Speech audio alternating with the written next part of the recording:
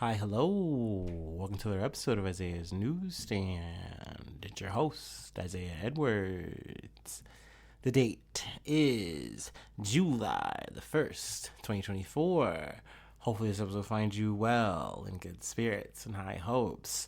That's right, I'm boomeranging on back for a little bit of a bonus, a little bit of a mini-sode for you. There's this Karen Read trial. And I was initially telling myself, hey, I'm not going to cover this. I really feel like I'm out of the loop. Maybe or maybe I didn't when there was an initial arrest or something, because this did happen, I think, in 22. But it felt like I didn't, so I was like, I'm just going to skip this. But then I was like, you know what? Maybe I'm a little true crime curious, so let's go ahead and look into it. And sure enough, I was like, this is totally worth the time. So let's just go ahead and just talk about it, and maybe this will be something that we'll do in an update later on in the future. But yes, we're going to do the usual startup, though, because I have time. Why not?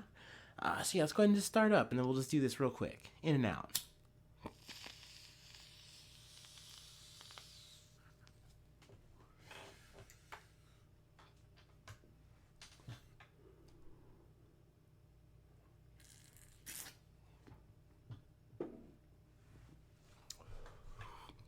All right.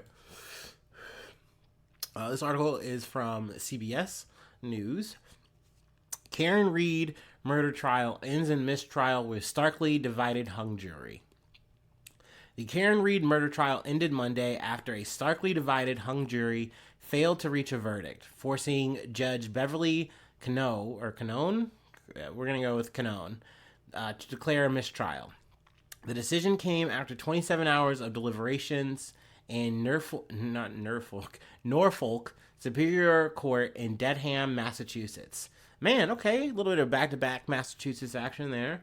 But Read is accused of killing her boyfriend, Boston police officer John O'Keefe, by hitting him with her car in Canton on January 29th of 2022. She denies any involvement and claims he was killed at a house party with police and other law enforcement. So that's a big kind of like conspiracy to launch here. And I feel like that was probably the big intrigue of the case, and maybe what led to the mistrial. I believe it was 6 men, 6 women, and they wound up just being deadlocked, and the judge put them through all the paces that they could put them through, and they inevitably said, hey, we did our best, we're competent of what's being asked of us, and we just can't come to a unanimous conclusion. But let's read a little bit further. Judge Beverly Canone set July 22nd for the case to be back in court to determine next steps. In a statement after the decision, how do I keep saying it like that? Norfolk District Attorney's Office said it plans to retry the case. Which I'm very curious about, considering how high profile it is. Do they think that they really do have a slam dunk here and just, we got the wrong jury?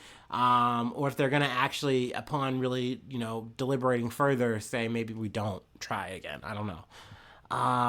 But let's see. Let's skip ahead a little bit. Talk about the jury here. Alan Jackson, who is Read's defense, has a quote I wanted to read. The Commonwealth did their worst. They brought the weight of the state based on spurious charges, compromised evidence and investigators, and compromised witnesses. They failed miserably, and they'll continue to fail. No matter how long it takes, no matter how long they keep trying, we will not stop fighting. We have no quit. So it sounds like they're saying, hey, if we got to go back in for another round, we will do that. But yeah, the mistrial comes after roughly 5 days of deliberations. The jury of 6 women and 6 men received their case Tuesday, June 25th, following closing arguments. They heard from 74 witnesses, 68 of them for the prosecution. During 29 days of testimony over nearly 2 months, they told Judge Canone Friday they were deadlocked, but she sent them back to continue deliberating. I learned about the Tui Rodriguez instruction, which I'm kind of just summarizing it, Isaiah style in layman or whatever. But it sounds like it's just like the last resort to say, hey, I'm going to send you guys back one more time. And if you guys can't come up with something, then yeah, we'll call this dead. We'll call it a mistrial. So yeah, I mean, we'll see how that's going to resolve itself, but I guess we want to get into a little bit of the details about what happened. Um, what had happened was, at least, the allegedly, right? Gotta smack it in there somewhere. But Reed, 44, of Mansfield, Massachusetts, was charged with second degree murder, manslaughter, while operating under the influence and leaving the scene of personal injury and death.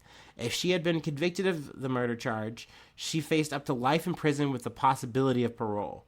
Reed is accused of hitting and killing O'Keefe, who she was dating at the time, with her SUV after a night of drinking and leaving him to die during a snowstorm in Canton, Massachusetts. So that's pretty damning. But O'Keefe's body was found in the front yard of Brian Albert's home at 34 Fairview Road in Canton.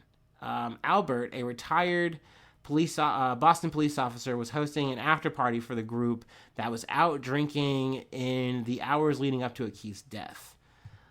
It's not clear yet what the jury was stuck on. Let's see here.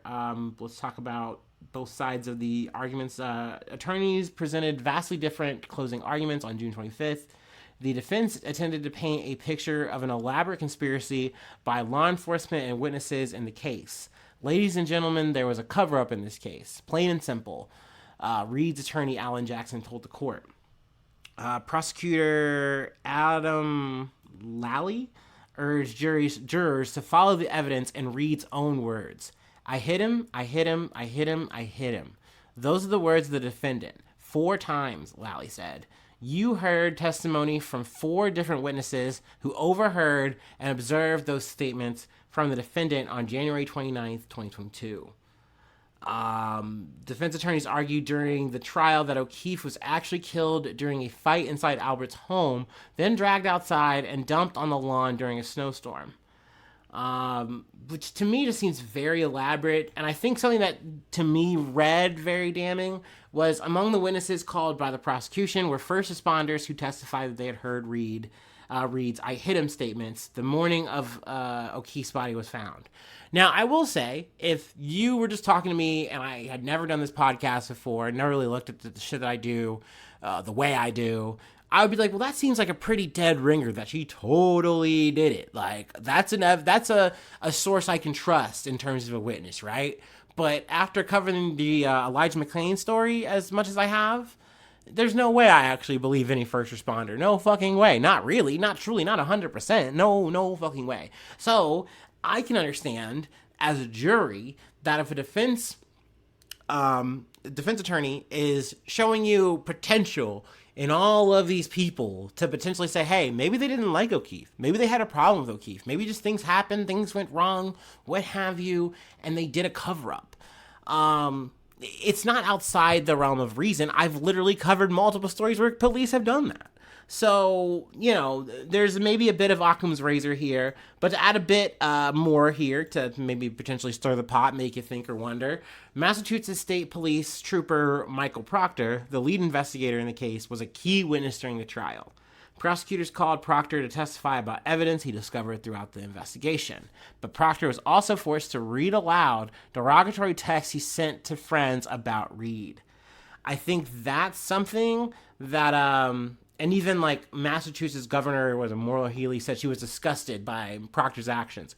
So essentially, this man, I didn't read the text or get too much into the weeds about it, but essentially this man was so gung-ho and so anti this Reed lady, and you can argue in some realms and reasons why, because this is a person who, allegedly killed a cop and he's trying to get her.